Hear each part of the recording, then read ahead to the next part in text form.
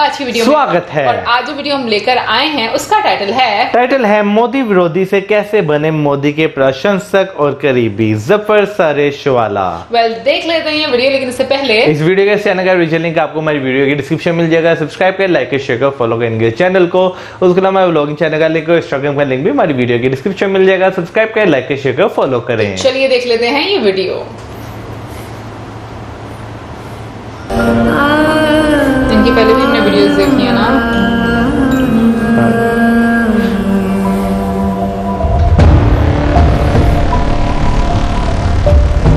वो था मोदी का विरोधी।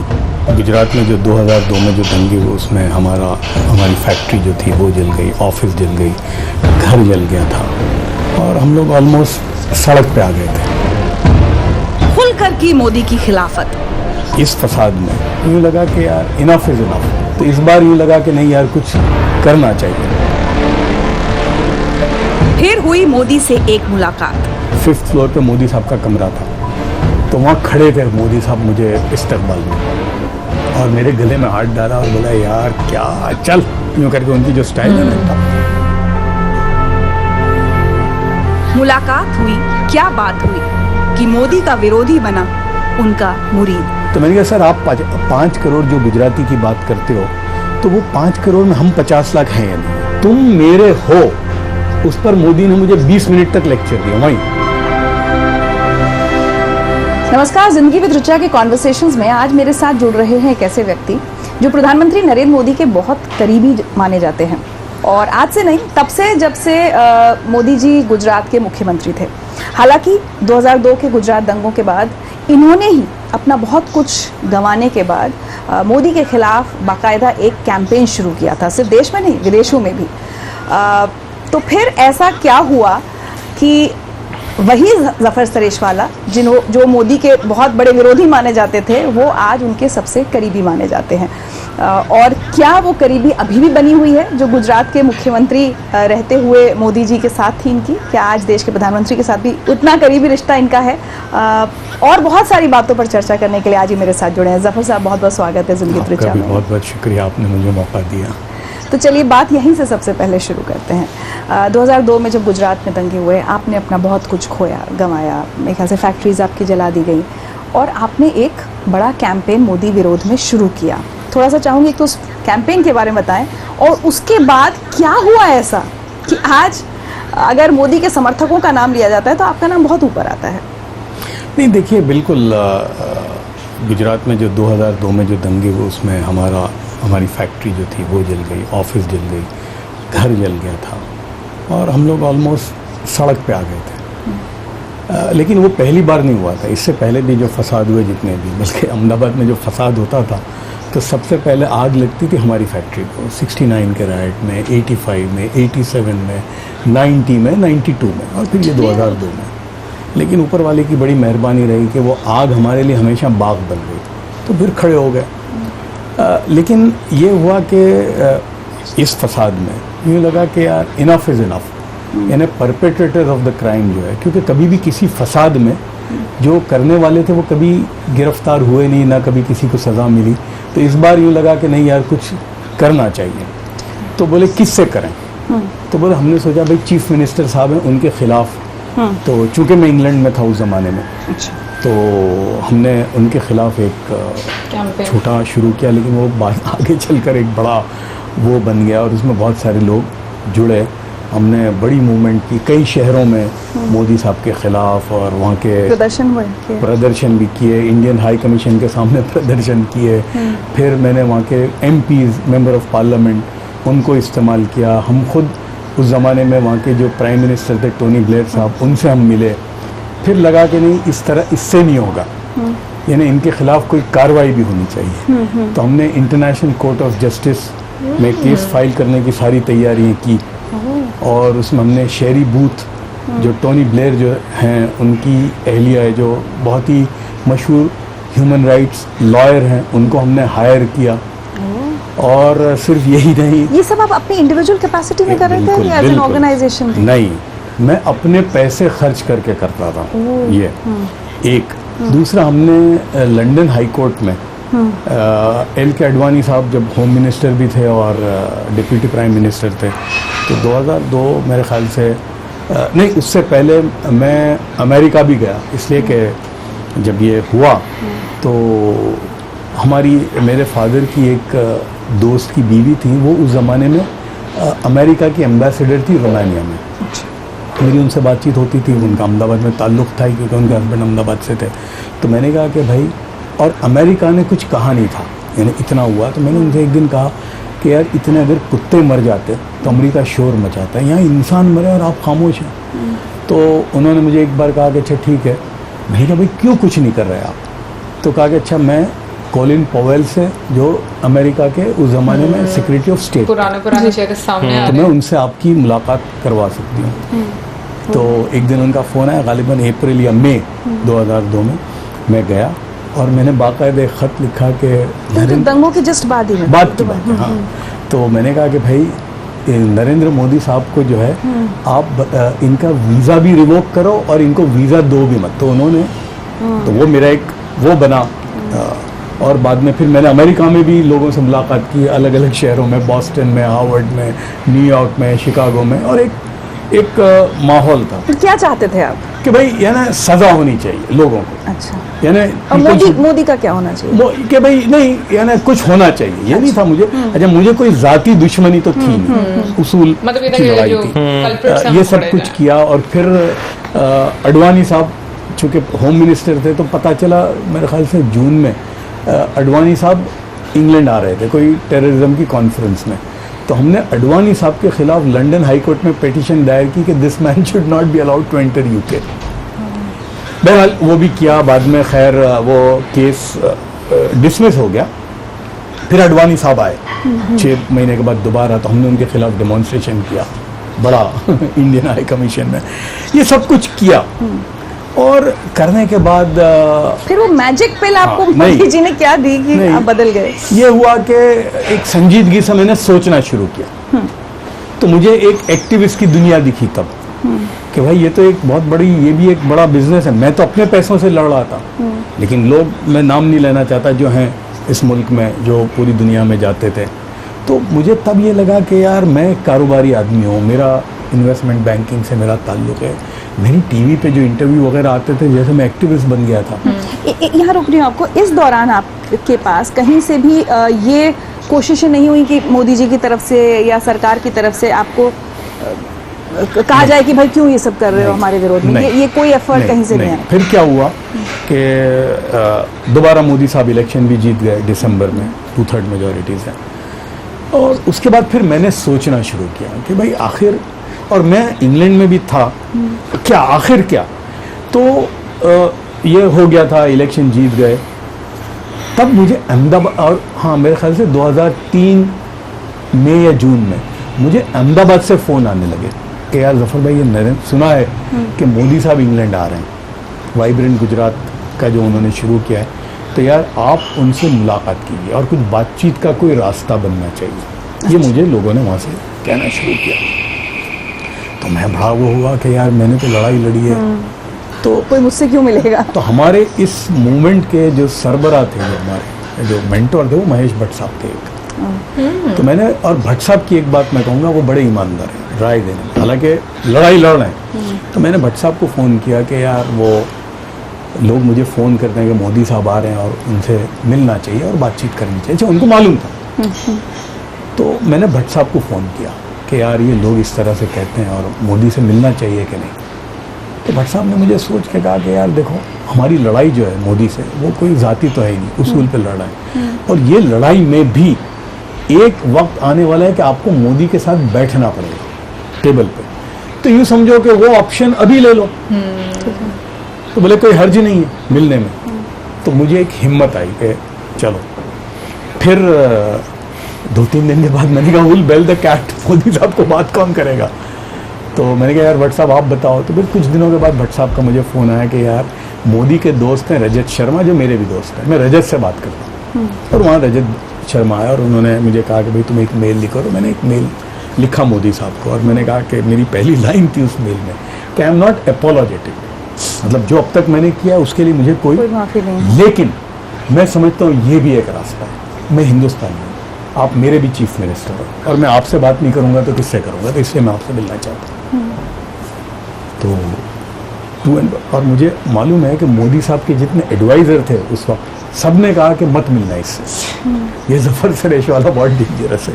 उसे एक तो बड़े अभी अधिकारी बने, बाद में वो कहते हैं कि मैं लिख के देने वालों में से था, लेकिन वो मोदी साहब ने खुद तय किया कि नहीं मिलना चाहिए। हालांकि उनको एडवाइस सबकी ये थी कि भाई इससे क्यों मिलते हो, उन्होंने तय किया। तो हमारी ये बैक एंड फोर्थ हो रही थी, और ये हुई। फिर मोदी साहब ने मुझे कहा फलां जगह पर, तो मैंने कहा नहीं, मैं आपसे तन्हाई में मिलना चाहता हूँ। तो वो एग्री हो गए।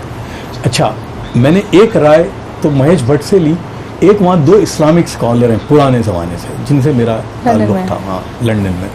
मैंने उनसे पूछा कि मुझे मुसलमानों की राय नहीं चाहिए, मुझे इस्लाम की राय चाहिए। तो उनके सामने ये सारा था, गुजरात का पस मंज़र और सारा। इस पस मंज़र में आप मुझे बताइए कि नरेंद्र मोदी से मिलना चाहिए कि नहीं। तो मौलाना याकूब साहब कासमी बड़े पुराने देवबंद के स्कॉलर हैं, और एक मौलाना ईसा मंसूरी, दोनों ने मुझे कुरान की 10 आयतें सुनाई और कहा कि अगर मसले को हल करना है तो मिलो, और मसला हल नहीं करना तो मत मिलो। तो मुझे एक हिम्मत आई मजहब की भी कि भाई, तो ये हुआ कि जब मिलने का तय हुआ तो मैंने मौलाना ईसा मंसूरी को कहा कि मौलाना बोलना बहुत आसान है, अब आप भी चलो साथ में बोलते हो। तो वो भी साथ में थे, और हमारी मुलाकात सेंट जेम्स कोर्ट में हुई। तो मुझे अभी तक याद है कि हम जब सेंट जेम्स कोर्ट में 5 बजे का वक्त था, 17 अगस्त 2003, 5 बजे, हम 4:55 मैं जब फॉयर में था, मुझे महेश भट्ट साहब का फ़ोन आया और मुझे कहा उनकी इनिमिटेबल स्टाइल में, जफ़र जा रहे हो मोदी से मिलना है? मैंने कहा हाँ। अगर उसकी आंखों में आंखें डालकर तुम ये नहीं बोल सकते there can not be peace without justice, तो मत मिलो। मैंने कहा भट्ट साहब पता नहीं चीफ मिनिस्टर है, मैं तो ज़िंदगी में कभी किसी चीफ मिनिस्टर को मिला ही नहीं हूँ, तो पता नहीं ये 2 मिनट देता है भाई कि 3 मिनट देता है, कोशिश करूँगा। तो बहरहाल हम लिफ्ट में जब पहुँचे, 5th फ्लोर पे मोदी साहब का कमरा था, तो वहाँ खड़े थे मोदी साहब मुझे इस्तकबाल में, और मेरे गले में हाथ डाला और बोला यार क्या, चल यूँ करके, उनकी जो स्टाइल है ना टप, चल यार क्या तू भी क्या लगाया तूने। आप डर रहे थे उससे पहले? अच्छा, मैं इतना डर रहा था कि पता नहीं, अच्छा मैं तो डर रहा था कि यार गुजरात की मतलब वो जो सारा था, और मिलोसेविच और क्या क्या उनके ऊपर इल्काब थे लगे हुए, हिटलर, और पता नहीं मेरे घर में मेरी मदर तो नमाज में बैठी थी, मेरी बहन ने रोज़ा रखा था, पता नहीं मोदी को मिल रहा है क्या होगा। मेरे अच्छा उससे पहले मुझे बड़ी मुखालिफत हुई लोगों की, जब पता चला कि मैं मिलने वाला हूँ, लोगों ने मुझे आके समझाने लगे इंग्लैंड में। मैंने कहा यार देखो मैं हिंदुस्तानी हूँ, मैं बरतानिया का नहीं हूँ। मैंने कहा आप नहीं जानते, मेरे लिए हिंदुस्तान, लोगों ने बड़ा समझाया। वहाँ पर मुस्लिम काउंसिल ऑफ ब्रिटेन है, जो हमारे यहाँ का पर्सनल लॉ बोर्ड है, ऐसा वो MCB है, उसके लोग मुझे समझाने के लिए आए, लेकिन मैंने तय कर लिया था कि नहीं अब मिलना है, ये तय था। तो बहरहाल लोग डरे हुए थे, लेकिन इन्होंने बिल्कुल हल्का कर दिया मोदी साहब ने, और मुझे लेकर गए अपने कमरे में। मुझे अभी तक याद है, स्विंग था, स्वीट था, उसमें स्विंग था, उसमें बिठाया, और जो सारे बड़े बड़े हिंदुस्तान के, मैं नाम नहीं लेता, जो इंडस्ट्रियलिस्ट हैं वो सब थे। तो मैंने शुरुआत में मोदी साहब को 2 बातें पूछी। मैंने कहा सर आपके पास वक्त कितना है मेरे लिए? तो मोदी साहब ने कहा जब तक तुम्हारे सारे सवाल और तुमको तसल्ली बख्श जवाब न मिल जावे तब तक। फिर मैंने दूसरा सवाल ये पूछा कि सर आप उस ज़माने में वो 5 करोड़ गुजराती की बात करते थे, अभी बाद में 6 करोड़ बोलते थे, और अब 135 करोड़ हिंदुस्तानी।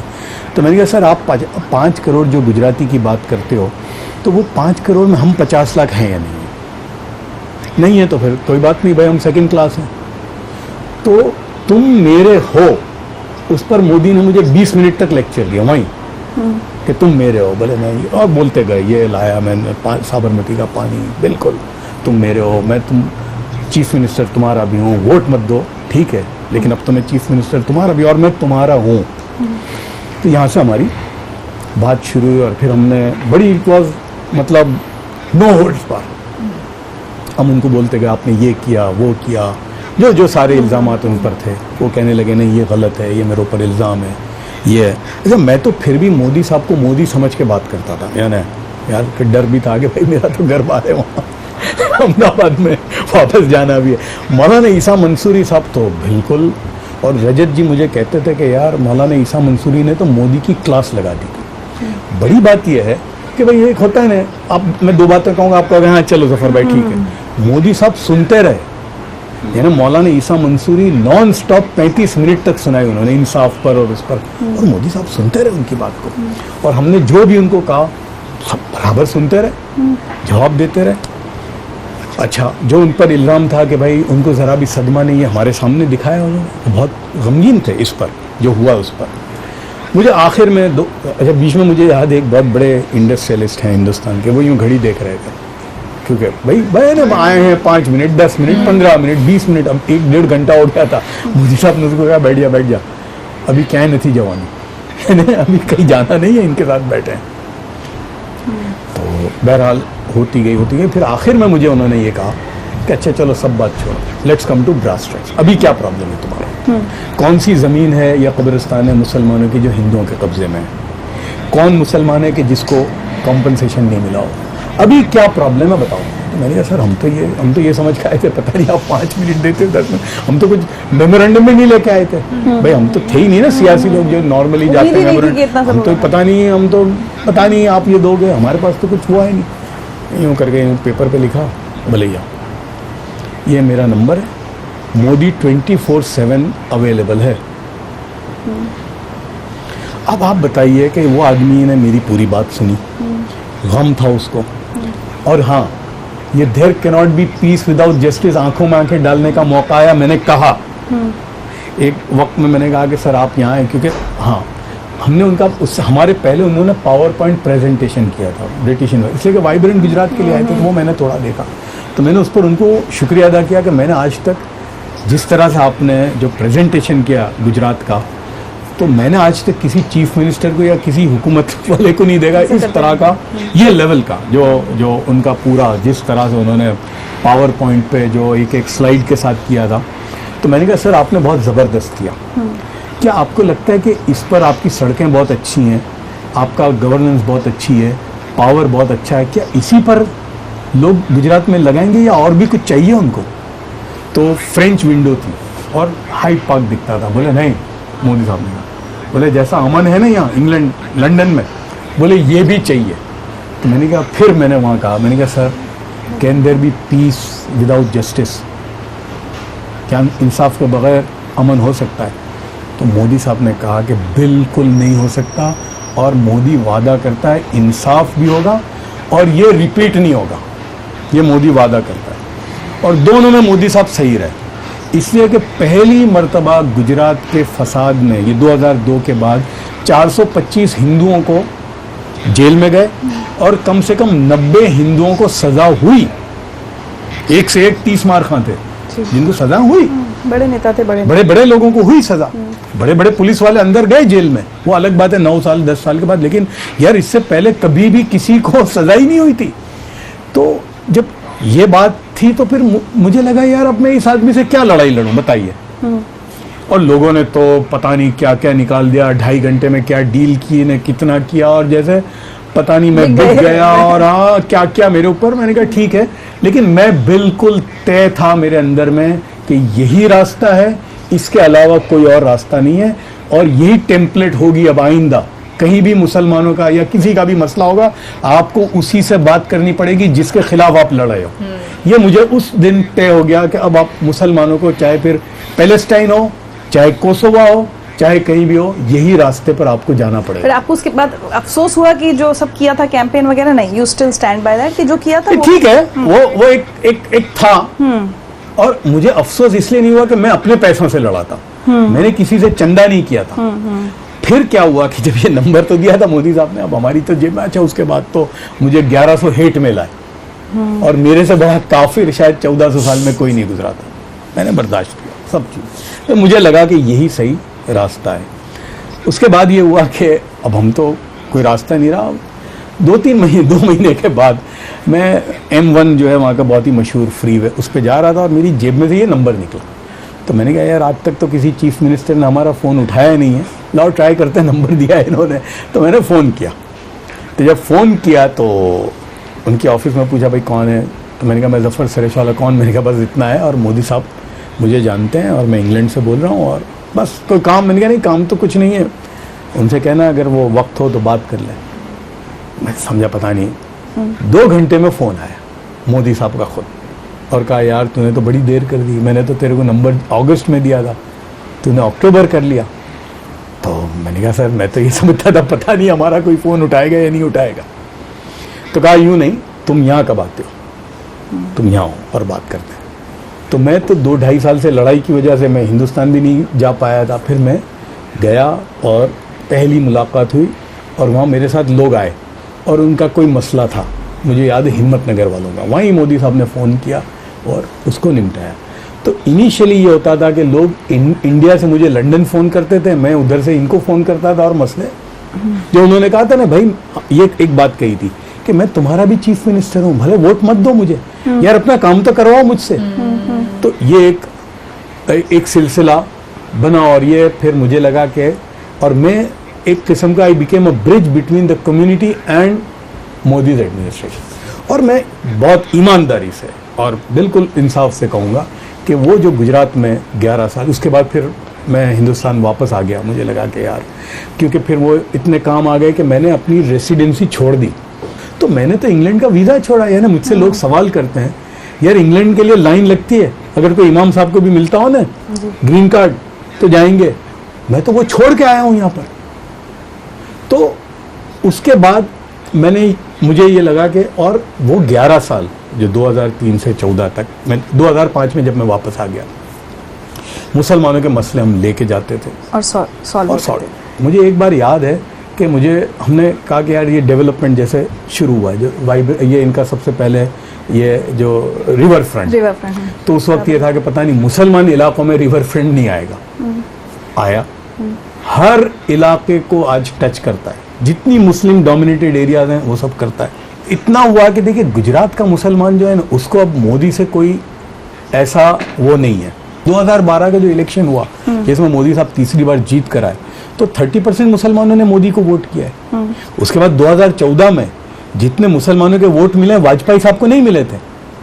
तो वो मोदी साहब, यानी मुसलमानों को जो प्रॉब्लम था ना वो बीजेपी से था, मोदी से नहीं था। अभी भी जो प्रॉब्लम है वो बीजेपी से ज्यादा, या बीजेपी के वो जो एक उनकी जो वो बयानबाजी करने वाले नेता जो हैं उनसे, मोदी साहब से नहीं था। तो उन्होंने काम मुसलमानों के बहुत किए। मैं कम से कम 7 साल में, यानी 2005 से लेकर 9 साल में, मैं कम से कम 250 ग्रुप्स को अपने मसलों को लेकर मोदी साहब के पास गए हम और ऐसे ऐसे काम किए। मुझे एक कांग्रेस के वरिष्ठ नेता, जब हम एक मसले को लेकर गए तो मुझे कहने लगे, बोले कांग्रेस का कोई चीफ मिनिस्टर पहली बात तो इतना वक्त नहीं देगा मुसलमानों को, और जो मोदी ने किया ये पॉसिबल ही नहीं है कि कर सकता है। तो वो वही फिर 2014 में आए। और तो देखिए मेरा रिश्ता जो है उनके साथ नॉन पॉलिटिकल था, कभी भी, तब भी और अभी भी, और वो अभी भी बिल्कुल वैसा है। यानी मुझे अब चूंकि प्राइम मिनिस्टर हैं तो वो बात नहीं है, लेकिन फिर भी मैं बहुत सारे जो काम करता हूँ उसमें पूरी मैं वहीं आना चाह रही थी। आर्टिकल्स आपके बारे में पढ़ रही थी तो भाई कि गुजरात के मुख्यमंत्री स्पीड डायल पे उनका नंबर था आपके पास। आज क्या देश के प्रधानमंत्री से आपका वैसा रिश्ता है? क्योंकि बीच में कई इंटरव्यूज ऐसे आए जहां पर मतलब हेडलाइन ही ये बनाई गई कि जफर सरेशवाला ने कहा है कि मोदी ने मेरा इस्तेमाल किया जब उन्हें जरूरत थी, अब मैं वैसा नहीं हूँ, अब मोदी के आसपास दूसरे लोग हैं। तो अब एग्जैक्टली आपका रिश्ता प्रधानमंत्री नरेंद्र मोदी से कैसा है? जो आप इंटरव्यू जिसका कह रहे हैं ना वो हेडलाइन है, मैं तो खुद मैंने 10 बार सुना, कहीं पर भी आपने सुना वो इंटरव्यू में मैंने कहीं पर भी नहीं बोला कि उन्होंने मुझे इस्तेमाल किया या मैं इस्तेमाल हुआ। उसके आधार पे कई प्रिंट आर्टिकल्स भी हैं जहां पर ये है कि मोदी यूज्ड मी, क्या था? हाँ वो लिखा है when he needed। हाँ हालांकि वो हेडलाइन पर। अच्छा मैंने क्या किया, वो जैसे इंटरव्यू की हेडलाइन आई मैंने इमीडिएटली मोदी साहब को ये इंटरव्यू भेजा और मैंने कहा आप जरा सुनिए, और फिर तो मुझे जवाब आया वहां से। बल्कि उनके बहुत ही जो पूरा संभालते हो, कहते हैं यार कमाल है इस मुल्क में, मतलब जो चीज बोली ही नहीं है वो हेडलाइन डाली और उस पर से कुछ अखबार वालों ने लिखा। कहीं ना कहीं जब मैं सुन रही थी तो आपकी बातों से ये तो लग रहा था कि रिश्ता था, वो था ज्यादा लग रहा था। तो अब मैं समझना चाह रही हूँ हमारे सब व्यूअर्स के लिए कि आज जफर सरेशवाला का रिश्ता प्रधानमंत्री नरेंद्र मोदी से कैसा है? बिल्कुल देखिए यानी अब रिश्ते के लिए कोई जरूरी नहीं है कि मैं रोज वहां जाऊं या मिलूं। वो एक चीफ मिनिस्टर थे, लेकिन जैसे मैं ये तालीम और तरबियत का मैं पूरा जो प्रोग्राम कर रहा हूँ, बात करेंगे। हम जो कर रहे हैं, तो वो सरकार, भाई देखिए सरकार है तो सरकार का पूरा सपोर्ट है। जो काम करते हैं हम लोग, जो वर्कशॉप चलाते हैं फाइनेंशियल लिटरेसी की, कैपिटल मार्केट की, एंटरप्रेन्योरशिप की, हर जगह आपने देखा उनके मंत्री आते हैं। आप मुझे बताइए कि मेरे प्रोग्राम में मोदी साहब के कैबिनेट मिनिस्टर अगर मेरा उनसे रिश्ता ना हो तो आएंगे? ये बैंक वाले सपोर्ट करेंगे? और क्योंकि मैं कोई और, मेरा जाति तो ना तब था ना अभी है, तब भी लोगों के ही मसले लेके जाता था मैं, और अब भी मैं लेके जाता हूँ। ऐसा कुछ भी नहीं है, क्योंकि मेरा पहले भी जो ताल्लुक था आज भी वैसा ही है। यानी अगर मुझे जरूरत पड़ी, अल्लाह ना करे, तो मैं सीधा फोन कर सकता हूँ और मुझे मालूम है कि 1 घंटे में फोन आ जाएगा। लेकिन कोई आज की वीडियो देखकर जो है एक आपको सबक जरूर मिलता है, अगर आपने सीखना हो तो, कि जिंदगी में जितने भी आपके मसले मसाइल होते हैं, बेशक वो किसी से भी हैं, वो बातचीत के जरिए ही हल हो सकते हैं। और एक और चीज भी जो मैं यहाँ पर कहूंगी कि हमारे सब पर बहुत असरअंदाज होती है, वो कि सुनी सुनाई बातों पर यकीन नहीं करना चाहिए। और किसी के बारे में भी जब हम लोगों को बातें बताई जाती हैं तो हमें खुद से कोशिश करनी चाहिए कि हम लोग उस चीज को बारे में जाने, ढूंढें कि क्या आया ये ऐसा है, ये ऐसा बंदा या बंदी है, या इसके बारे में जो बताया जा रहा है उसमें कितनी सच्चाई है। क्योंकि हम लोग ज्यादातर ना ब्लाइंडली ट्रस्ट करते हैं। देखें, एक चीज जब तक आप तक पहुंचती है ना, वो 100 लोगों के मुंह से होकर और 100 कानों से होकर आप तक आती है, और वो आते थे बहुत बदल जाती है, उसमें बहुत ज्यादा बदलाव हो जाते हैं।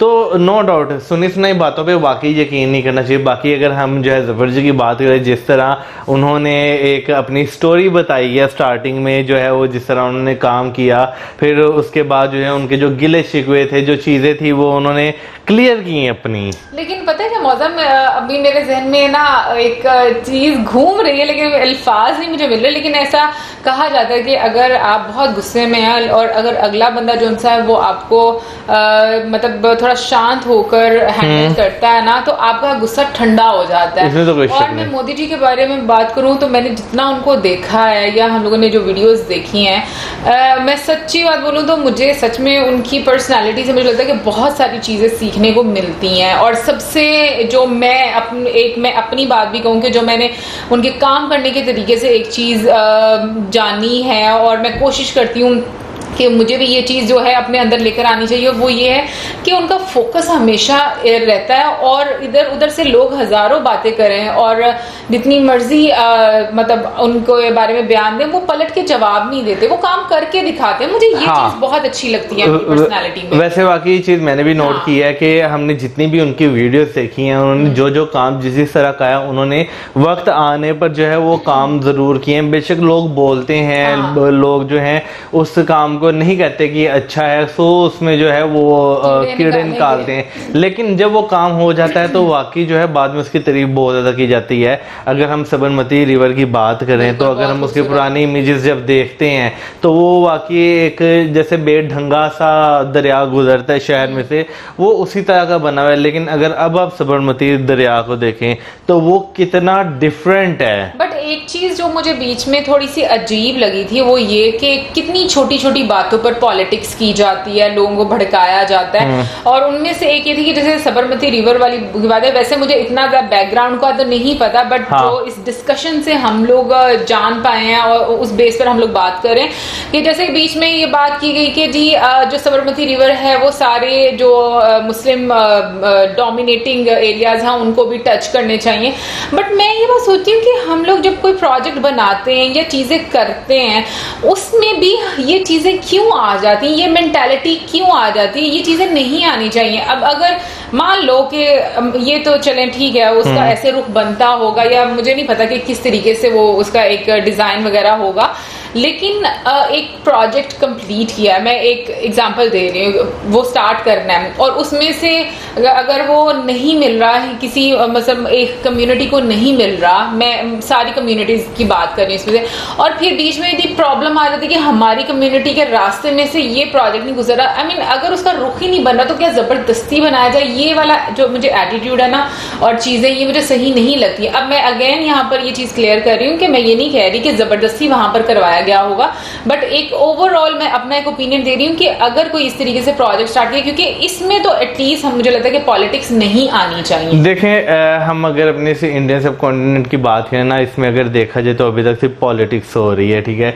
लोग जो है वो अपना जो है एक वो पॉलिटिकल एजेंडा जो है ना, उसे वो किसी भी चीज़ को बना सकते हैं। खाली मैं क्या नाम लेते हैं, किसी प्रोजेक्ट की बात नहीं करूंगा, कोई छोटा सा भी इशू होगा ना, उससे पकड़ के बहुत बड़ा बना के जो है प्रेजेंट कर देंगे, उसकी वजह से हालात ख़राब कर देंगे। तो ये चीज़ें जो है आपको अब से नहीं बहुत देर से देखने को मिलेंगी। तो इन चीज़ों को जो है ना अब रुक जाना चाहिए। लोगों को जो है ना ये जो एक हम कह लें कि एक जो ट्रेडिशन चलता आ रहा है ना लड़ाई का, ये ख़त्म करके ना आगे बढ़ना चाहिए।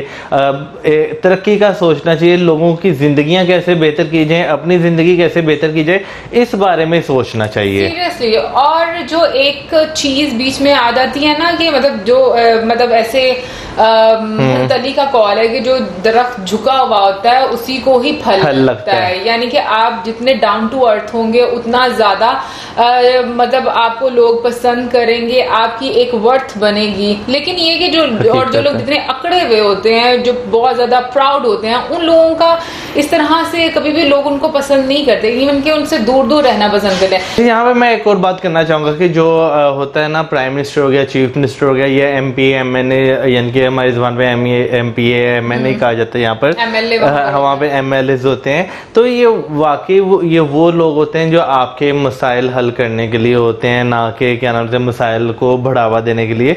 तो ये चीज़ जो है ना हमारे यहाँ पर हर बंदे में होनी चाहिए। मोस्टली हम देखते हैं कि जब किसी ने MLA या MP MNA जो भी बनना होता है, वो जब इलेक्शन का टाइम आता है ना, वो बहुत एक मीठा इंसान बनकर आपके पास आता है। जब क्या नाम लेते हैं वो हो जाता है काम उसका, उसके बाद तू कौन मैं कौन वाला हिसाब होता है। तो हम लोगों में भी एक तो ये शऊर आना बहुत ज़रूरी है, और दूसरा जो है जो लोग जो इलेक्ट होते हैं उन्हें भी ये चीज़ समझना बहुत ज़रूरी है कि इनके बगैर हम कुछ नहीं है। अच्छा, अफसोस की बात ये कि अभी भी जो लोग हैं ना बहुत ज्यादा चीजों को इसी तरीके से नेगेटिव दिखा कर किसी की पर्सनालिटी, तो बहुत ज्यादा बीच में ना प्रॉब्लम्स क्रिएट करते हैं। बट हम लोग जब से वीडियोस देख रहे हैं, ऑनेस्टली बोलूं तो मुझे लगता है कि बहुत सारी चीजें क्लियर होती हैं। और मोदी जी के बारे में अगर मैं बात करूं तो मुझे लगता है कि उन्होंने काम करके दिखाए, उन्होंने सिर्फ भाषण नहीं दिए। उन्होंने बाकी जिस तरह के पॉलिटिशियंस होते हैं उस तरह से नहीं कहा कि भाई मैं ये करूंगा और उसके बाद करा नहीं, उन्होंने वो चीजें करके दिखाई। तो मुझे ये चीजें बहुत अच्छी लगती हैं। और एक लीडर से आवाम को चाहिए भी यही होता है कि वो बेहतरी लेकर आए, उनकी बातें सुने, उनको इंसाफ मिले। एक आम इंसान के लिए ना सिर्फ यही चीजें जरूरी होती हैं कि उनका जो मुल्क है वो तरक्की करे। बट एनीवे ओवरऑल जितनी भी डिस्कशन थी सुनने का मुझे बहुत मजा आ रहा था, क्योंकि आपको बहुत सारी चीजें जानने को मिलती हैं। और हम लोग हमेशा यही दुआ करेंगे और सबको यही मैसेज देते हैं हमेशा, यहाँ पर भी और जहाँ जहाँ पर भी जिन लोगों से मिलते हैं, कि जो पर्सनल डिफरेंसेस हैं उन चीज़ों को ख़त्म करके आगे बढ़ें और एक दूसरे को अप्रिशिएट करना सीखें। इन सब चीज़ों को साइड पर रख कर के कौन किस कम्युनिटी से ताल्लुक़ रखता है, किस रिलीजन से ताल्लुक़ रखता है, ये चीज़ें बीच में नहीं आनी चाहिए। वेल गाइस, ये तो थी हमारी आज की वीडियो। आपका क्या कहना है इसके बारे में ज़रूर बताइए कमेंट सेक्शन में। इसके साथ हमें video like, subscribe, share, keep us in your prayers. Good bye.